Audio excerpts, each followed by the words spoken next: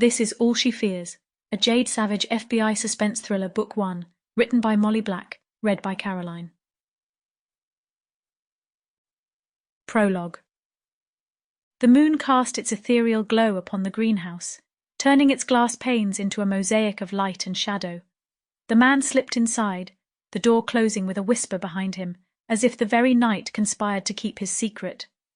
Shrouded in silence, he moved through the verdant labyrinth, his gaze lingering on the bizarre silhouettes of exotic plants that thrived in this climate he'd created. The air was thick with the scent of damp earth and living greenery, a stark contrast to the sterile world outside. "Beautiful," he murmured. "How something so deadly can look so innocent." His words were barely audible, lost amidst the rustle of foliage as he brushed past a frond that recoiled at his touch.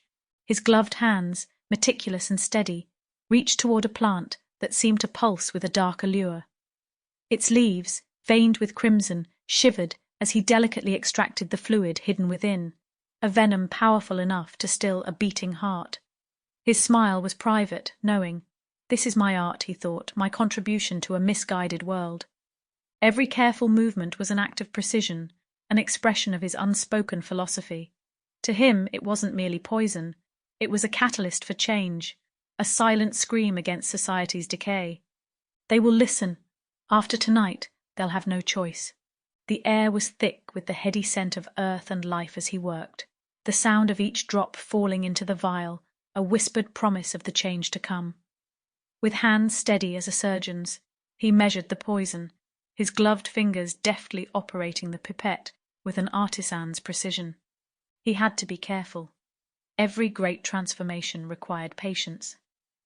The tiny container was capped and carefully wiped down. Every tool he used followed suit, swabbed clean of any damning evidence. His breaths were even, his heart a drumbeat of calm control.